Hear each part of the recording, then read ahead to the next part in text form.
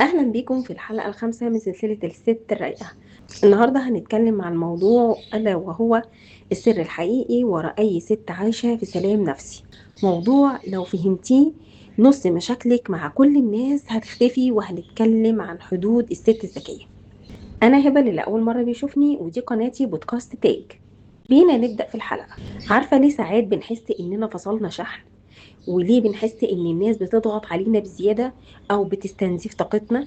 مش لانهم وحشين بالضرورة يعني، لكن لاننا سايبين الابواب مفتوحة لكل من هب ودب. الست الرايقة مش هي الست اللي ساكتة دايما ومستسلمة في طول الوقت.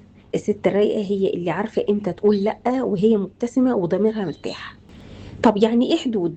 احنا عايزين نفهم يعني ايه حدود اصلا. حدودك مش معناها انك تبني سور بينك وبين الناس وتعزلي نفسك عنهم، ولا معناها انك تكوني قاسية ولازم تحطي حدود وتبقي ما بتتكلميش مع حد وما بتتعامليش مع اي حد.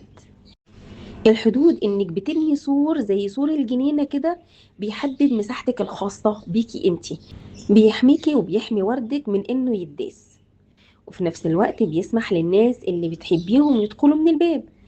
يعني ايه؟ الحدود الذكية هي انك تقولي للناس انا بحبكم بس انا كمان بحب نفسي ومحتاجة احمي نفسي ويبقى عندي سلام نفسي. زي ما الناس انواع، كمان الحدود انواع. لازم ترسمي لنفسك حدود وتعرفي كل نوع ترسميه مع انهي شخص او مع انهي مجموعة من الناس. خليني اوضح لك اكتر عشان نكون عاملين حدود. الحدود دي 3 انواع. في حدود زمنية، يعني وقتك ده ملكك انتي، مش لازم تردي على الواتساب في ثانية. وقت ما تجيلك الرسالة هوب اجري على الواتس ارد. مش لازم تخرجي الخروجه اللي انت مش حباها، اللي انت مش قادره تروحيها، اللي انت مش بتبقي موجوده في المكان شايفه نفسك فيه ولا مرتاحه في المكان خالص، بس عشان انت مجرد مكسوفه تقولي لا. الست رايقه بتحدد وقت، وبيكون لها وقت مقدس لنفسها، وقت تحب تخرج فيه براحتها وبمزاجها، مش مجبرة على الخروجة مع صاحبتها أو مع أختها أو مع أي حد من زميلاتها. ومحدش مسموح له انه يقرب من الوقت ده وقتي وبتاعي انا. اي حد تاني خارج النطاق الناس اللي انا اعرفهم وهيخرجوا معايا في الوقت ده، محدش تاني مسموح انه يقترب من الوقت ده بالذات. نيجي لتاني حاجة، الحدود العاطفية. مش مسموح لأي حد إنه يفرغ طاقته السلبية فيكي طول ال 24 ساعة. لازم أنبه نفسي وأقول لها إني أنا ما عنديش طاقة أسمع تفاصيل سلبية من أي حاجة حواليا. حواليا كتير وناس كتير ومجتمع كتير، أصدقاء وجيران وإخوات وعمل وبيت وأولاد. فلازم كل واحد يبقى كله بيصب عندي انا، الصديقه والاخت والام والشغل والبيت والولاد والزوج، فكله بيصب عندك انت. فانت لازم تحطي حدود لنفسك مع كل الاشخاص اللي حواليكي.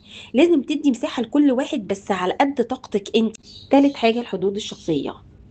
بيتك وخصوصياتك وطريقه ترتيبك لبيتك واولادك، دي مناطق ممنوع الاقتراب او التصوير، ممنوع منعا باتا. مفيش حد من حقه يتدخل ويفرض رأيه عليكي في أي موضوع يخص حياتك، إلا لو انت طلبتي المشورة. ولو طلبتي المشورة استحملي أي حد هيقولك اعملي كذا بصيغة الأمر، لكن أنا ما احبش حد يديني أوامر. اللي هيشور عليا يقول لي انا بعمل كذا، او لو انا في مكانك في الموضوع ده هعمل كذا، لو يناسبك اعمليه. لكن في بعض الاشخاص بيأمرني، بيقول لي اعملي كذا او المفروض انت تعملي كذا. المفروض ده انا اللي اعرفه وانا اللي احس، بس بما انك انت اللي طلبتي المشورة فهتستحملي اي تدخل بالطريقة اللي تناسب الشخص اللي قدامك. رابع حاجة هعلمك ازاي تقولي لا، وتقولي لا بشياكة وروقان. في بعض الناس بتخاف تقول لا علشان ما يبانوش قليلين في نظر اي حد، او ما يبانوش ان هم قلالات الذوق. بس الحقيقة الرفض بذكاء هو قمة الذوق. بدل مثلا صديقة ليكي بتعزمك على مثلا خروجه، او بتعزمك على قاعدة معاها في بيتها شوية، بدل ما تقولي لها لا مش عايزه اجي، ما تقوليش مش عايزه اجي بالطريقة دي. انت ممكن تقولها شكرا حبيبتي جدا على الدعوة الجميلة دي، كان نفسي اجي بس حقيقي انا محتاجة وقت للراحة النهاردة وتعبانة، ان شاء الله خليها مرة تانية. او ممكن تقولي مشغوله النهارده مثلا عندي كذا. يعني حطي عذر يعني يكون مسموح بيه ان العذر ده لازم يتنفذ النهارده، او انا تعبانه النهارده. وبدل ما تسكتي وانت مضغوطه وتقولي حاضر وانت رايحه المشوار او المكان وانت مش مرتاحه، تقدري تردي بدبلوماسية تانية برضو، تقولي معلش أنا مقدرة والله إن أنتي محتاجة تقعدي معايا وعايزة تقعدي معايا النهاردة، بس حاليا ورايا حاجات كتير تانية مش هقدر أركز معاكي، وفي القعدة هبقى مشغولة أو مضغوطة باللي ورايا، فخلينا نأجلها في وقت تاني ونأجل كلامنا لوقت تاني بكل دبلوماسية وكل ذوق. اول ما هتبداي تحطي حدود هيجيلك شعور غلس كده، هيجيلك شعور بالذنب، اني انا ليه قلت لا، انا كده طلعت قليلة الذوق. لا، فكري في الرد قبل ما تقوليه.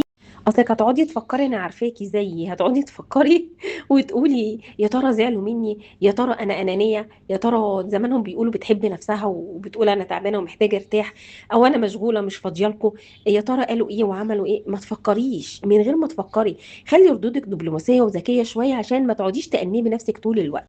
انا جاي اقول لك بقى من العالم البعيد، وبقول لك لا، انت كده مش انانيه، انت بتعملي لنفسك صيانه، بتعملي لنفسك حفظ، يعني بتصوني نفسك عشان تقدري تستمري وتدي حب بجد. الشخص اللي بيحبك بجد هيحترم حدودك، والشخص اللي هيزعل هو اللي كان مستفيد منك، ومن عدم وجودك حدوده اصلا ملهاش لازمه. الشخص اللي بيحبك بجد هيحترم حدودك، والشخص اللي هيزعل هو اللي كان مستفيد منك ومن عدم وجود حدود ليكي اصلا. صدقيني الحدود هي اللي بتصنع الست الرايقه. لما تحمي طاقتك وتقدري نفسك هتدي لبيتك ولولادك ولشغلك طاقه صافيه، مش طاقه مستنزفه ومضغوطه طول الوقت. لو عجبتك حلقه النهارده قولي لي بقى في الكومنتات ايه اكتر موقف بتحسي فيه ان حدودك بتخترق، وايه اللي منعك تقولي لا.